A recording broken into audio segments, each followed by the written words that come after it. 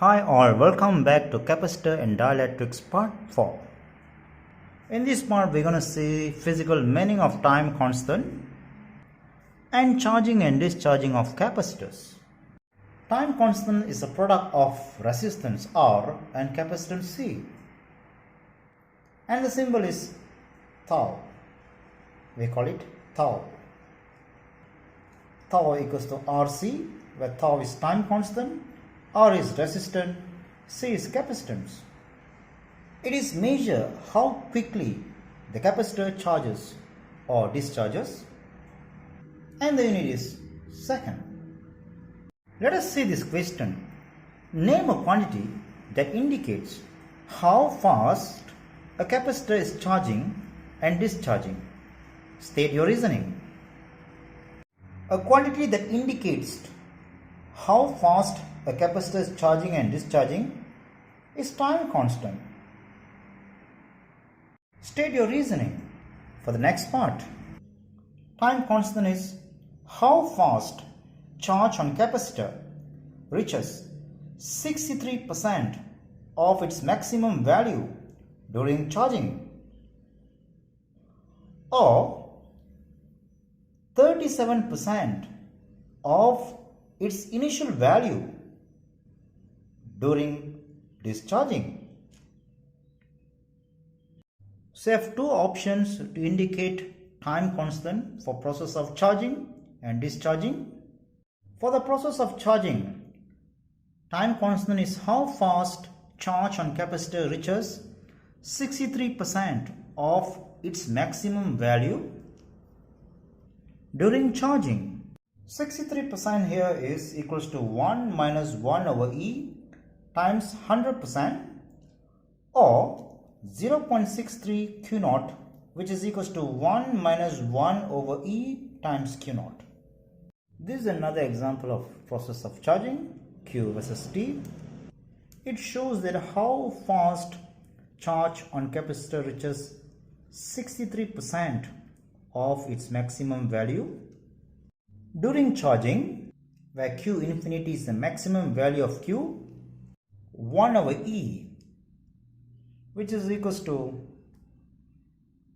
0.3678794412, approximate to 0.37.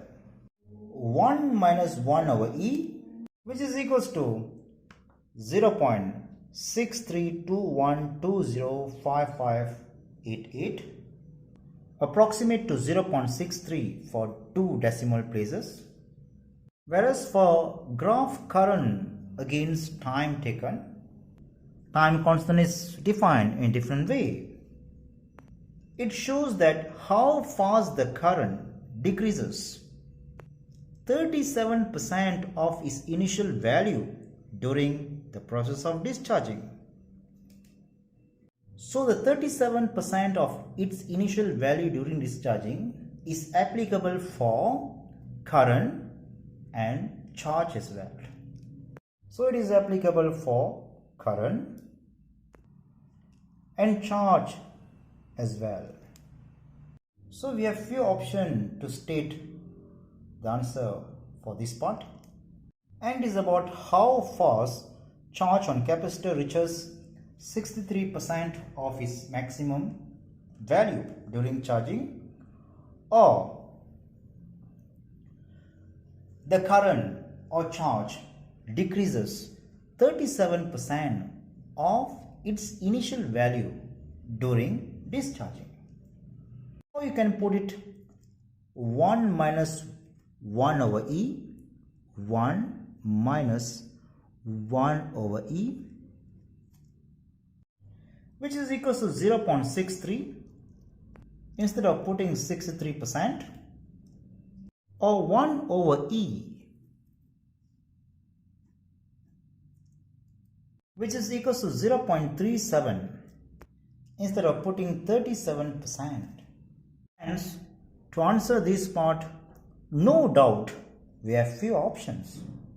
After we understand how quickly the capacitor charges or discharges, now we're going to see charging a capacitor to a resistor. Figure shows the simple circuit for charging a capacitor. To get the very high significant results, we have to make sure the resistance of the resistor should be very high, and it is about 1 kilo ohms and above. When the switch as is closed, electrons flow through the resistor into the capacitor. Charges start to build up in the capacitor.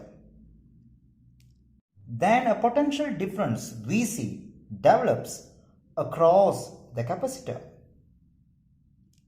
This process will continue until the Vc equals to V0, where Vc is the potential difference across the capacitor and V0 is the voltage supplied by the battery. Finally, when Vc equals to V0, the voltage oppose each other and the charge stops flowing. The capacitor is now fully charged. Let us try to recall back by putting this question into your mind. Explain briefly about charging a capacitor. For the step 1, you have to be able to draw the circuit by putting voltage supplied by battery V0, switch as capacitor C, and high resistance of resistor. For the step 2, when switch as is closed, charges flow through the resistor R into the capacitor. Followed by step 3, charges start to build up in the capacitor. For the step 4, a potential difference Vc develops across the capacitor. Potential difference Vc develops across the capacitor. Finally, when Vc equals to V0, the voltage oppose each other and the charge stops flowing. The capacitor is now fully charged. This is the graph Vc against time, where potential difference across the capacitor develops till Vc equals to V0, where mathematically V equals to V0 in bracket 1 minus exponential power of negative t over time constant. For the charge q against time taken t, mathematically q equals to q0 in bracket 1 minus exponential power of negative t over time constant. And for the current I against time taken t, I equals to I0 times exponential power of negative t over time constant. These are the 3 important equations that you have to understand for the process of charging a capacitor. For your syllabus, you need to know how to derive all these 3 equations. You just have to use these equations. For those who are really wanted to know how to derive these equations, the 3 equations that I wrote just now, remember, this is only for your reference, not for your syllabus. Suppose that at time t after the switch as is closed, the current in the circuit is I. Then the EMF of battery equals to potential difference across the capacitor plus potential difference across the resistor. So the EMF, which is equals to V0, equals to Vc plus Vr. If Q is the charge on the capacitor, then Vc equals to Q over C, and Vr equals to I times R. Hence EMF E equals to Q over C plus IR. We consider this as equation 1. At the instance t, switch as is closed, that is at time t equals 0, Q equals 0, and the current I0 is given by EMF, which is equals to 0 plus I0 times R, where V0 equals to VR. Now differentiating equation 1 with respect to time t gives this solution mathematically, where current I equals the rate of change of charge. Continue by this process till you get I equals to I0 times exponential power of negative t over time constant. Time constant is equals to RC. Again from equation 1 we're going to do some alteration to get another two equations, which is V equals to V naught in bracket 1 minus exponential power of negative t over time constant, and Q equals to Q naught in bracket 1 minus exponential negative t over time constant. Please take note, this is only for your reference, not for your syllabus. After a long process of charging a capacitor, now let us see discharging a capacitor through a resistor. Figure shows a simple circuit for discharging a capacitor. Only one thing differs between charging a capacitor and discharging the capacitor is about battery or voltage supply. In discharging a capacitor, no battery at all in the circuit. Everyone knows that when a capacitor is already charged to a voltage V0, of course it is allowed to discharge to a high resistance of resistor. By the time switch S is closed, electrons from plate B begin to flow through the resistor R and neutralizes positive charges at plate A.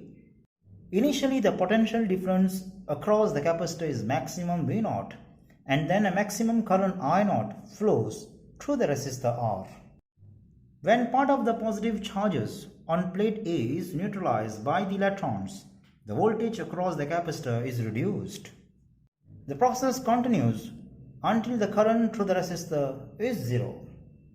At this moment, all the charges at plate A is fully neutralized and the voltage across the capacitor becomes zero. The capacitor is now fully discharged. How about this question? Explain briefly about discharging a capacitor. For the step 1, draw a circuit with switch S, capacitor C, high resistance of resistor R. For the step 2, as the switch S is closed, charges from negative plate flow through the resistor R to the positive plate, followed by the charges neutralize one another.